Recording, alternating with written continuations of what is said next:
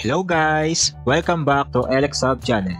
In this video, ituturo ko sa inyo kung paano i-calibrate ang bawat joint ng ating 6DOF robotic arm gamit ang manual command method sa serial monitor.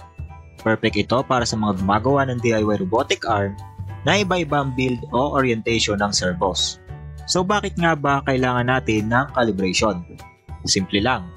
Kahit pareho ang code, magkakaiba pa rin ang physical na pagkakagawa ng robot. Iba-iba ang servo installation, bracket alignment, at minsan may mga part na masikip o maluwag. So para siguradong smooth at accurate ang galaw ng bawat joint, kailangan nating i-test isa-isa kung paano siya gumagalaw sa specific angles tulad ng 0, 45, 90, 135, at 180. So para sa ating calibration, ang code na gagamitin natin ay ito. So explain ko lang guys part by part itong code natin para may idea kayo kung paano ba ito nagwo-work. So unang-una, kailangan nating i-import ang servo.h library. Ito ang nag-aalaw sa Arduino na kontrolin ang mga servo motors. Next, dinideclare natin ang 6 na servo objects, isa para sa bawat joint ng ating robotic arm. Meron tayong A hanggang F na kumakatawan sa base, shoulder, elbow, wrist pitch, wrist roll, at gripper. Dito naman, nagseset tayo ng default values ng degrees para sa bawat servo. So lahat ng servo natin ay naka 90 degrees. Ito magiging center o neutral position ng robot bawat power on. So mahalaga ito kasi dito natin sinisigurado na kapag ini-on natin ang ating robot, ay mag-i-stay muna siya sa safe na position kung saan walang naiipit, walang nasasagad, or walang nakatukod sa part ng ating robotic arm. Next, dito naman, nagde-declare tayo ng input buffer. Ang input string ay mag-hold ng command na itatype natin sa serial monitor, habang ang string complete ay magsasabi kung tapos na ang input. Sunod, sa setup function, ine-on natin ang ating serial communication sa 9600 baud rate. Nagpiprint din tayo ng instruction para alam ng user kung anong format ang dapat gamitin. Dito naman, ina-attach natin ang bawat servo motor sa kanya-kanyang digital pin sa Arduino. Make sure lang na pareho ito sa wiring diagram ng project mo. Pagkatapos, pinapagalaw natin ang lahat ng servos papunta sa initial angle gamit ang Move Smooth function. Ito ang nag-i-ensure na smooth at coordinated ang movement, walang biglaang paggalaw or pagpitik. Next, ito yung ating main loop ng ating code. Paulit-ulit lang siyang tumatakbo habang naka-on ang ating system. Dito, chinecheck lang ng program kung tapos na ba ang isang command na natanggap mula sa serial monitor. Kung tapos na, ipapasa na ito sa ating process command para i-interpret at ipagalaw ang mga servo. Pagkatapos i-process, nililinis natin ang input string at nire-reset ang string complete para ready na ulit tumanggap ng bagong command. And then dito naman sa void serial event, ito naman ang part na nakikinig sa mga input na ipinapadala natin sa ating serial monitor. Habang may available na data sa serial, binabasa niya ito character by character. So dito nangyayari ang real-time na pagtanggap ng manual commands na tinatype natin. Next, itong process command, ito yung utak ng buong calibration system. Dito natin pinoproseso ang mga manual commands na galing sa serial monitor. Binabasa nito bawat letra at number, kung anong servo mula A to F at anong angle mula 0 to 180. Halimbawa, A space 90 space B space 120. Sa command na yan, iikot si servo A or yung waist sa 90 degree, tapos si servo B which is the shoulder sa 120 degree. Gamit ang switch statement, tinutukoy kung aling servo ang gagalaw. Tapos, tatawagin ang Move Smooth para gumalaw ito ng dahan-dahan. Nagpiprint din tayo ng confirmation para makita agad sa serial monitor kung successful ang bawat galaw. Kapag mali ang command na ini-input, may lalabas na warning na invalid servo name. Dito naman, tinatanggal lang niya ang mga extra space sa pagitan ng commands para siguradong tuloy-tuloy ang pagbabasa ng susunod na servo letter. At ito na ang highlight ng code, ang Move Smooth function. Ito nagmumove ng servo papunta sa target angle gamit ang gradual steps at may maliit na delay para maging smooth ang transition. Pwede rin i-adjust ang bilis ng delay para mas mabilis o dahan-dahan ang galaw. So ito lang naman yung ating code. Recap lang tayo kung paano ba ito nagwo-work. Bali magta-type lang tayo ng command sa ating serial monitor gamit ang format A90, kung saan ang A ay ang servo at ang 90 ay ang desired angle na gusto nating puntahan. Para hindi hassle sa pagta-type, pinalitan na lang natin ng mga letra ang bawat joint ng ating robotic arm. Narito ang servo mapping. A for the waist or yung ating base, B for the shoulder, C for the elbow, D for the wrist pitch, E for the wrist roll, at F for the gripper. Mas mabilis at mas madaling tandaan kapag letra na lang ang ginagamit natin sa command. Kung gusto naman natin na sabay-sabay gumagalaw ang multiple joints, pwede nating i-type ang commands ng sunod-sunod. At kahit may extra spaces sa pagitan ng commands, walang problema. Binabaliwala lang ng code yan para tuloy-tuloy pa rin ang pagbabasa. Kaya, napaka-handy ng code na to, lalo na kung gusto mong mag-calibrate ng manual bawat servo para makuha ang specific na anggulo bago mo siya gamitin sa automation. So ngayon na alam na natin kung paano nagwo-work ang ating code para sa calibration, simulan na natin ang aktual na pagka-calibrate. I-upload lang natin ang ating code sa Arduino board. Kapag na-upload na, i-click natin ang serial monitor. And then dito natin itatype ang mga command na magpapagalaw sa bawat joint ng ating robotic arm. So bago tayo mag-umpisa sa pagtetest, i-check muna natin ang ating robot kung maayos ba ang position niya kapag naka 90 degrees ang lahat ng arms. So dapat walang natunog, walang nasasagad, or naiipit na servo motor. Dito sa ating robot, makikita natin na maayos naman ang kanyang position. Ito ang posture niya kapag naka 90 degree ang lahat ng arms. Ngayon guys, simulan na natin ang actual na testing. Ang una nating step ay isa-isang pagalawin ang bawat joint ng ating 6DOF robotic arm gamit ang ating serial monitor. Pero this time, aalamin din natin kung aling direksyon ang tinutumbok ng bawat angle. Unahin natin si servo A or yung ating base. So again, itong position ng robot natin ngayon ay naka 90 degrees ang lahat ng arms. So sa pagtetest guys, huwag muna tayo magmadali sa testing ng angles.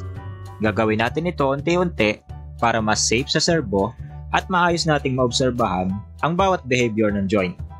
So I suggest na 10 to 30 degrees lang muna ang pag-a-adjust sa angle kada test.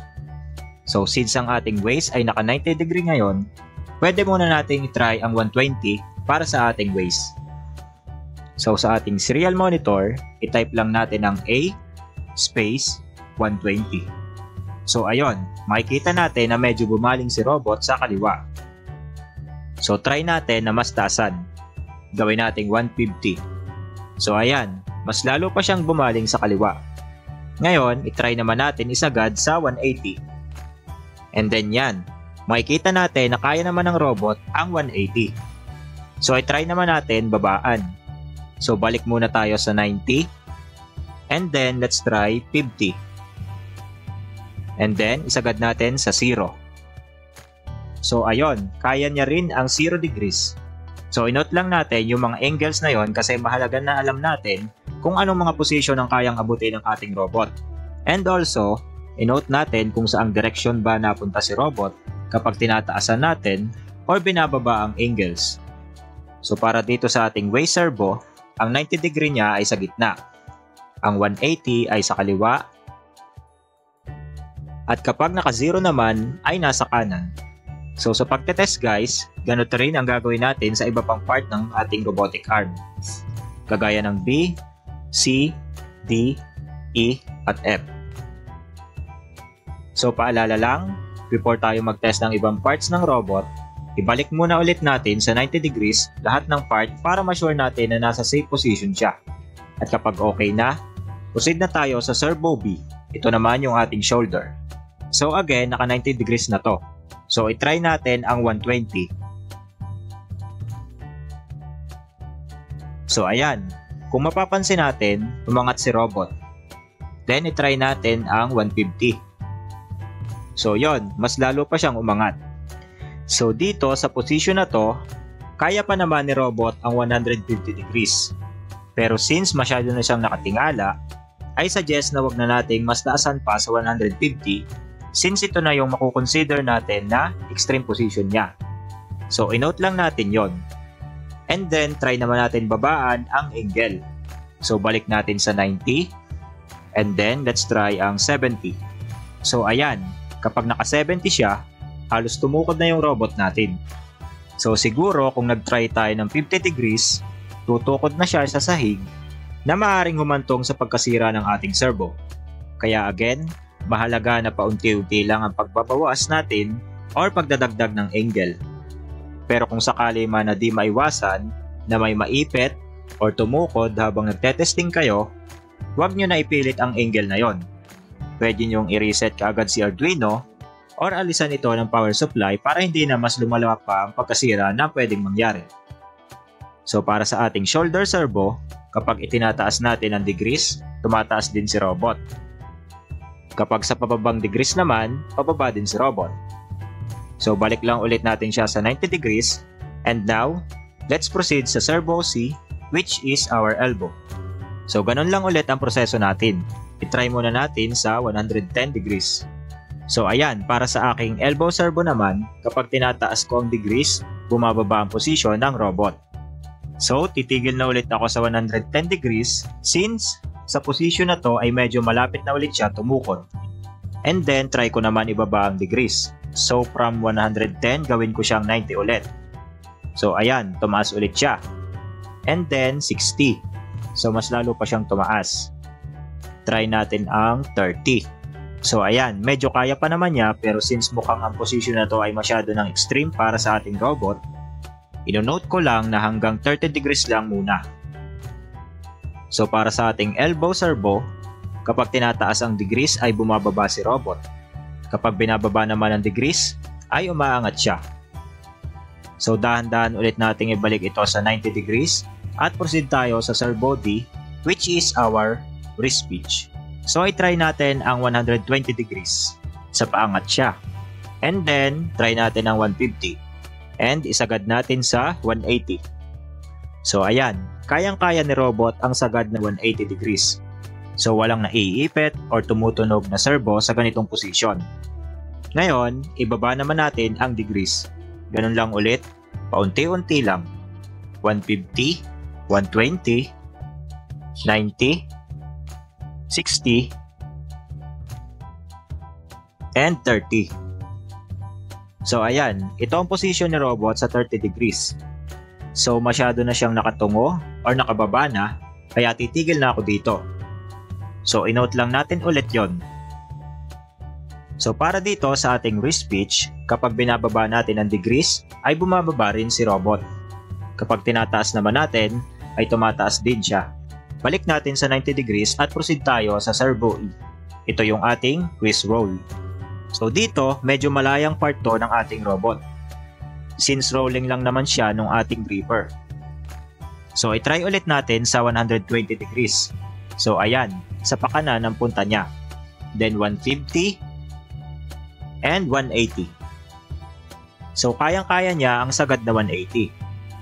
Then try naman natin babaan. So 150, 120, 90, 60, 30, and 0. So kayang-kaya niya rin ang sagad na pinakamababang angle. So note lang natin to and yung direction niya. So kapag 90 ay nasa middle, kapag approaching to 0 ay pakaliwa, at kapag 180 naman ay pakanan. So ibalik lang natin to sa 90 degrees. And let's proceed sa ating last arm, which is yung ating servo F or ang ating gripper. So dito sa gripper guys, dito tayo wag masyadong magtetest ng angles na malakihan ang dagdag or bawas. Kasi dito madalas nagkakaroon ng pagkasagad ng ating servo. So try lang natin magdagdag at magbawas ng 10 degrees. So try muna natin ang 100. So ayan, medyo nag-close ang ating gripper. So dito pwede na akong tumigil since halos naka-close naman na siya. Kapag itinaas ko pa, baka maipit lang ang ating servo. So next ay babaan naman natin ang ating degrees. So try natin ang 90. Then bawas lang tayo ng 10 degrees pa unti-unti.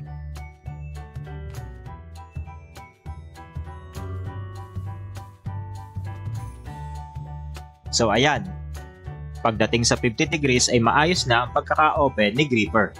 So dito pwede ko na itigil ang pagbaba ng degrees.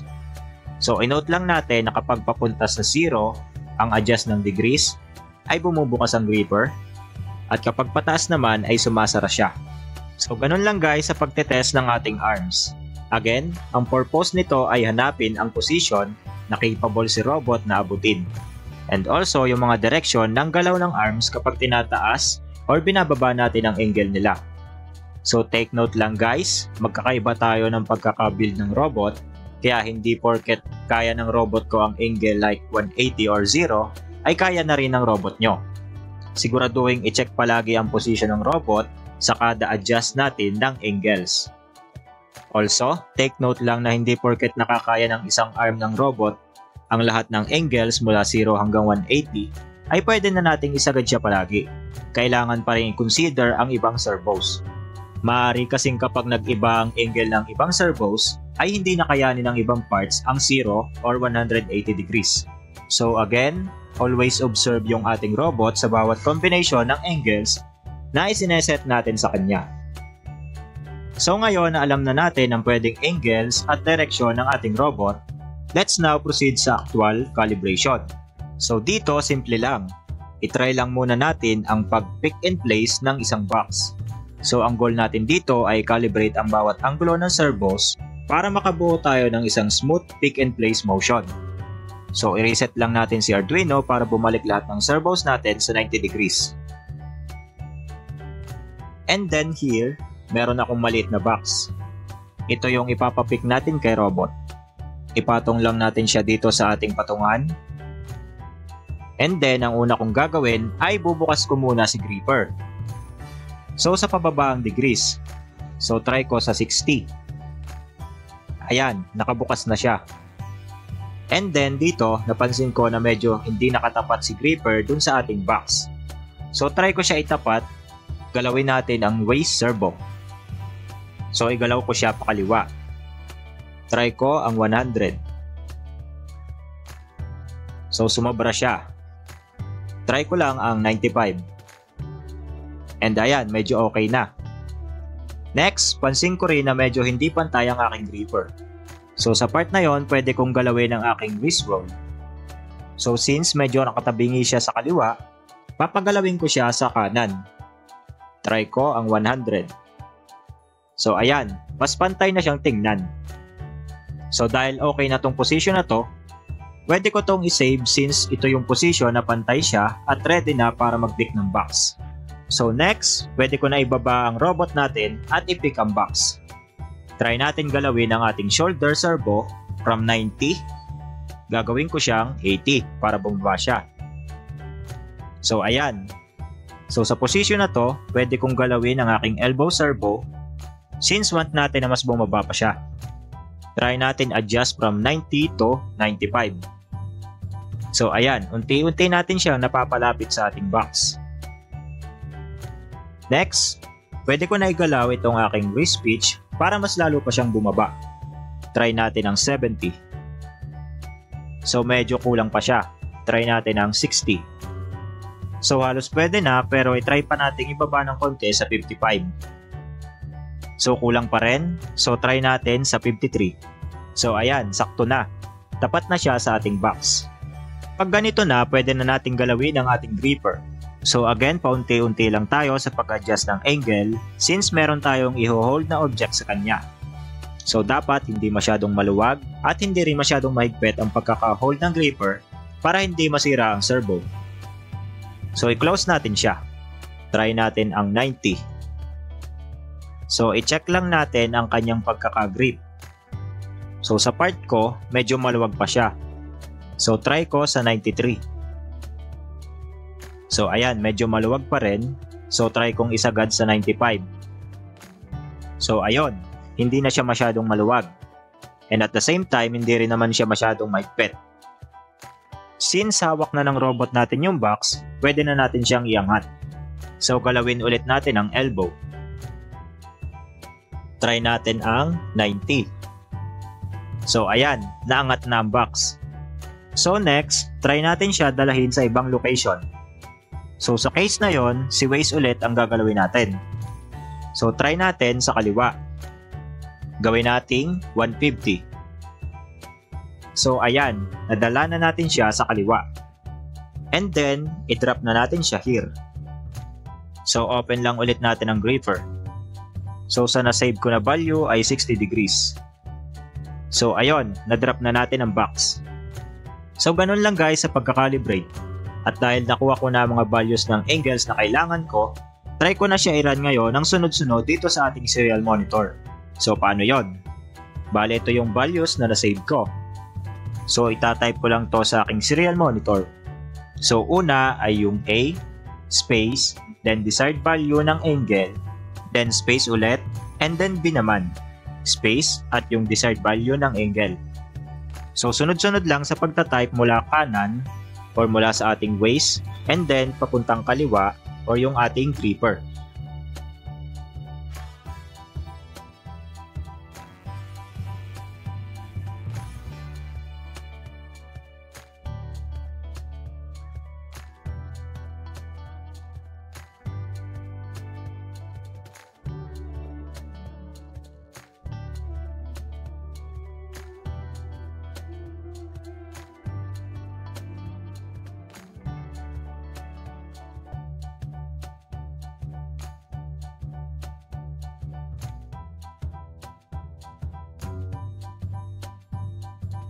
So yun lang guys, nagawa natin yung ating gustong ipagawa kay robot. Simpleng pick and place lang naman yung kinalibrate natin, pero napakalawak pa ng pwede nating gawin dito sa ating 6DOF robotic arm kagaya ng stacking, color sorting, at voice command. So again, gusto ko lang i-remind kayo ng mga importanteng bagay bago tayo mag-end. Una, laging mag-test ng servo movement dahan-dahan. Huwag agad sa 0 or 180 degrees kung hindi pa sigurado sa orientation. Pangalawa, observe the direction ng bawat joint habang nagtetest para madaling maplano ang motion. Pangatlo, kapag may natukod or nasasagad na servo, i-reset agad ang Arduino. Pang-apat, ilista nyo lahat ng working angles habang nagkakalibrate. Ito ang magiging base ng automated sequence later on. At pang-lima, gamitin ang serial monitor para manually test ang bawat motion bago isulat ang final automation code. So there you have it guys, successful ang ating testing at calibration ng ating 6DOF robotic arm. Sana may natutunan kayo at ma-apply nyo ang mga ito once na-calibrate kayo ng inyong robot. Thank you for watching, don't forget to like, comment, and subscribe para updated kayo sa mga bagong tutorials. This is Alex Hub, powering up your projects. Kita-kits sa next video.